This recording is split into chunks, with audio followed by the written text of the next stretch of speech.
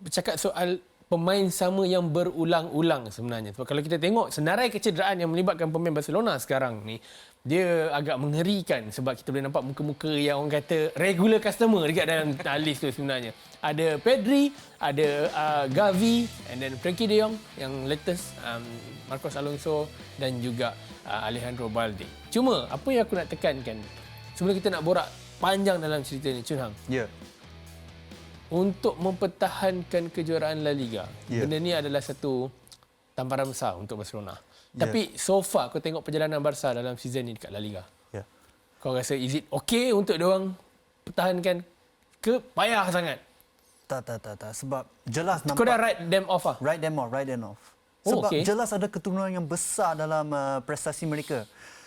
Saya bagi contoh, musim lepas Xavi masuk dan antara pertukaran pertama yang dia buat adalah untuk nak merungkaikan isu defensif. So dia buat percaturan yang agak defensif lah. Dia punya setup. Maksudnya Koundé centre back dari Sevilla masuk jadi right back tetapi gabung dengan dua-dua centre back jadi back three di belakang.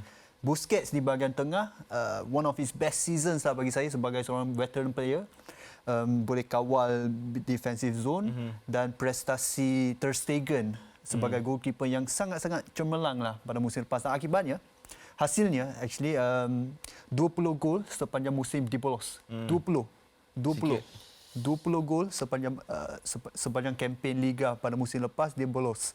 Musim ini telah I think 34 kalau tak silap aku dalam Liga saja.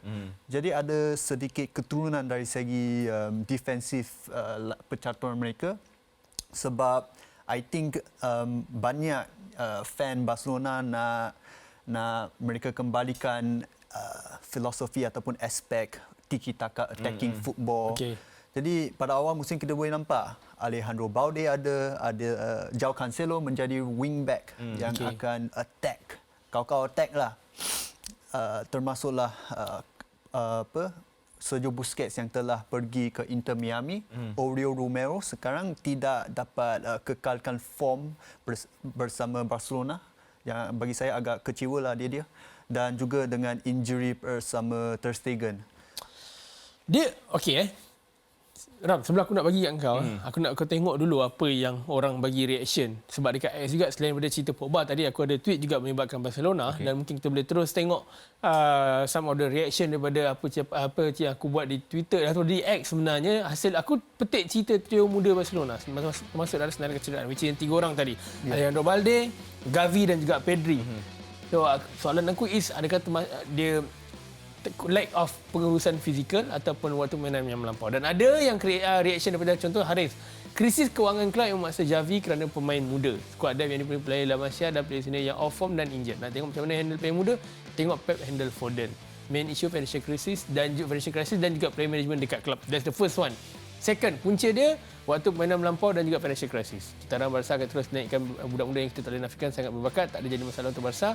Kesian kat player itu sendiri. Player akan diperas hingga jadi prone injury dan Barca akan cari pengganti di akademi. Mi, dia mention pasal financial crisis. Kau rasa tu make sense tak? Okay, sebelum kau bagi jawapan aku nak sebutkan gaji dekat Barcelona kalau cerita financial crisis. Frankie de Jong total including all bonus almost 700k per week euro. Robert Lewandowski 500,000. Ilkay Gundogan yang dah habis perah dah dekat Man City. Berapa? Dalam sekitar 360,000. Aku tak rasa ni melibatkan pasukan yang ada financial crisis. Negeri Sembilan tak buat macam ni. Selalu pukul curi. Tak ada. Okey, terus. Aku setuju dengan waktu permainan yang melampau. Kita tengok sebelum ni Gavi ke Pedri yang muka dia pergi international. Pedri 73 match 73 match setahun tu. Mungkin sekarang akan kita baru nampak impact dia. Tapi yang nak cakap pasal krisis keuangan yang dihadapi ni, Barcelona perlu membalancekan keuangan diorang sebab aku rasa diorang dah berbelanja lebih. Kalau kita nak ikut FFP, kau tak boleh rugi 105 juta dalam tempoh 3 tahun berturut-turut. So diorang tengah balancekan the books. Disebabkan gaji-gaji yang tinggi itulah mungkin mereka sukar untuk membawa masuk pemain baru musim ni. Dan itu juga aku rasa yang mungkin antara punca Xavi decide berambil keputusan untuk tinggalkan Barcelona end of the season. Dan kalau Yang aku sangat sedih ketika aku tengok PC Xavi tu ketika dia umumkan nak tinggalkan Barcelona tu, dia cakap pengurusan kelab ni, dia macam bagi hint yang pengurusan kelab ni sangat teruk. Yeah. Dia cakap dia tidak dihormati, dia sentiasa dikerah, tidak dihargai, dan ada satu report yang cakap perlawanan Champions League berdepan Antwerp tak silap aku. Okey. Royal Antwerp. Okey. Barcelona dah layak.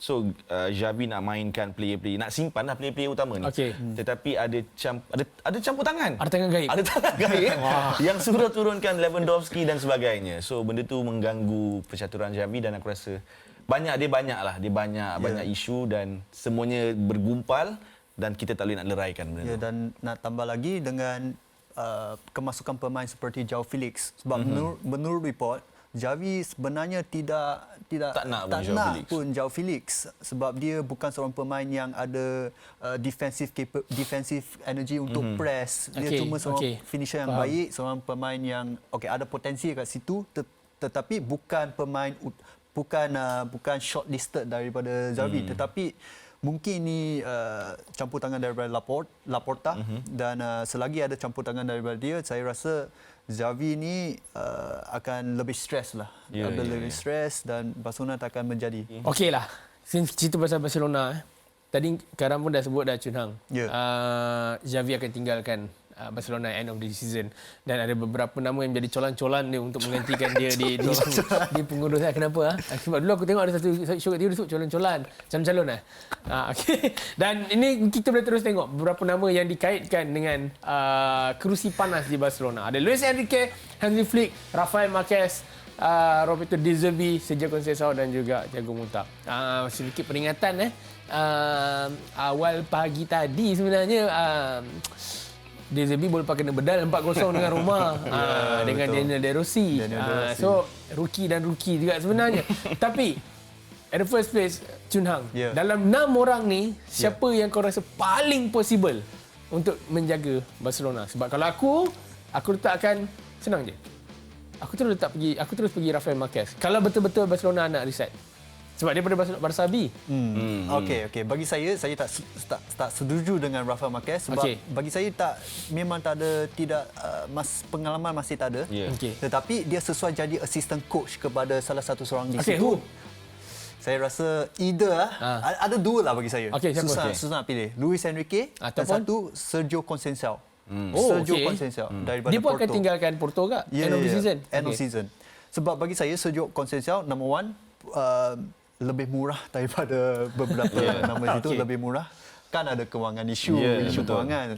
Dan bagi saya sangat respect dengan Sergio Conceição sampai boleh menjadikan Alex Telles sebagai top assister dalam Liga. Kau tak sekolah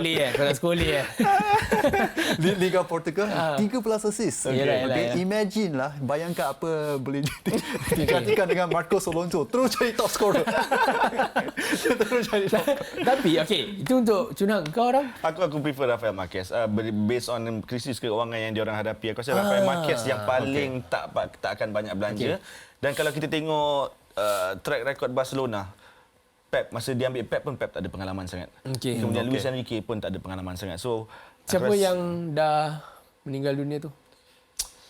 Alah, ada manager, Barca manager juga. From Barca B juga. Kan ada seorang kan? Saya tak ingat nama dia. Aku lupa nama. Tak apa, kita kalau dah nak throw ke habis show nanti kalau ingat kita sebut. Tapi satu soalan lagi.